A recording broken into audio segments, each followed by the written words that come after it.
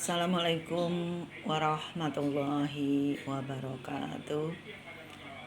Selamat berjumpa kembali dalam pertemuan mata kuliah Hukum Perdata, pertemuan ke-6.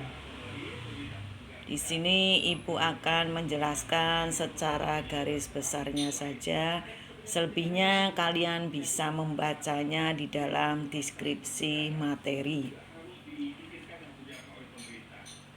Kali ini akan menguraikan tentang kedudukan dan ciri-ciri hukum benda.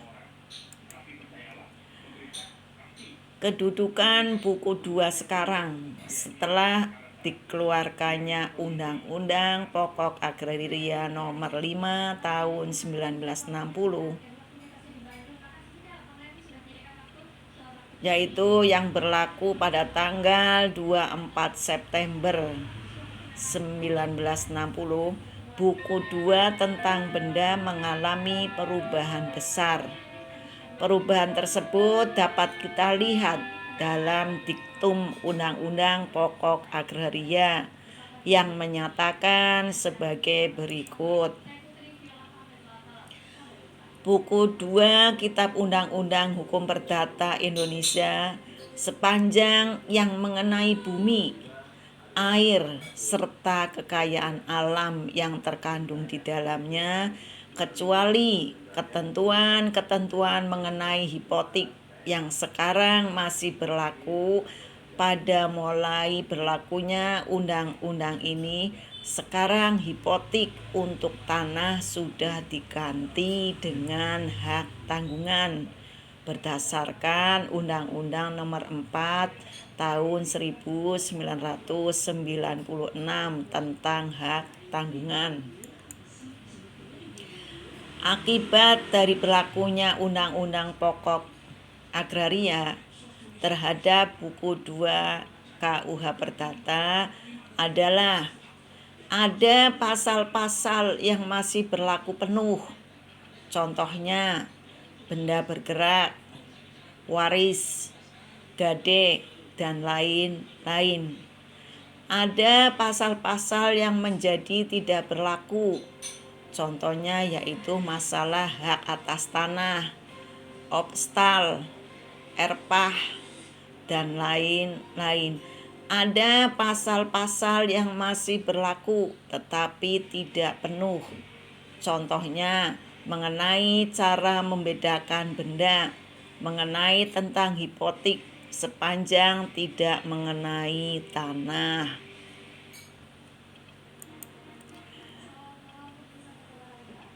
Pengertian daripada obstal. Hak obstal adalah suatu hak untuk memiliki bangunan-bangunan atau tanaman-tanaman di atas tanahnya orang lain. Hak obstal disebut juga hak numpang karang, yaitu suatu hak kebendaan untuk mempunyai gedung-gedung, bangunan-bangunan, dan penanaman di atas pekarangan orang lain. Hak obstal diatur dalam pasal 711 KUH Perdata. Inilah yang dinamakan dengan hak obstal, yaitu apabila kalian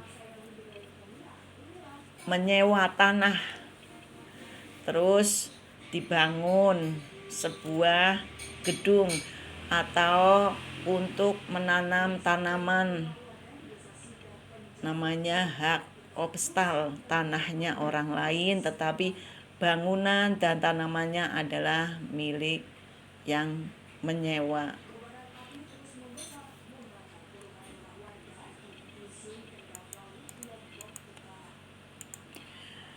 Erpah adalah hak kebendaan untuk menarik penghasilan seluas-luasnya untuk waktu yang lama dari sebidang tanah milik orang lain dengan kewajiban membayar sejumlah uang atau penghasilan tiap-tiap tahun yang dinamakan PAH. Biasanya ini jangka waktunya sampai 75 tahun. ERPA diatur dalam pasal 720 KUH Perdata. Nanti kalian bisa baca lebih rinci dalam pasal 720 ini. Servitut adalah hak pengabdian pekarangan, diatur dalam pasal 674 sampai 708 KUH Perdata. Adalah kewajiban terhadap pekarangan yang berdekatan dengan kepunyaan orang lain untuk mengizinkan memakai atau menggunakan pekarangan tersebut. Ini yang dinamakan servitut. Jadi apabila kalian misalnya memiliki rumah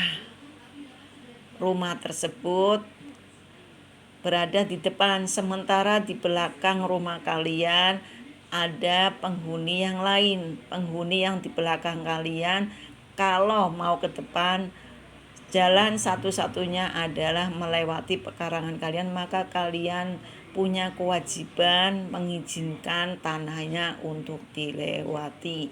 Inilah yang dinamakan servitut.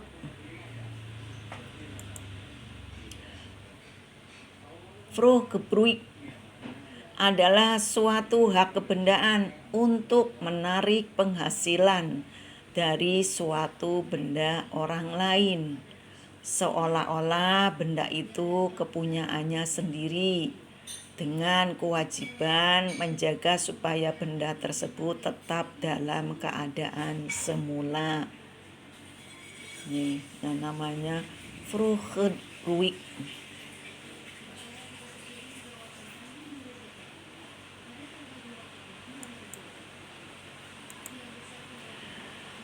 Selebihnya kalian bisa membacanya di dalam deskripsi materi. Demikianlah secara garis besar uraian dari mata kuliah Hukum Perdata pertemuan ke-6 mengenai ciri-ciri hak kebendaan. Terima kasih. Wassalamualaikum warahmatullahi wabarakatuh.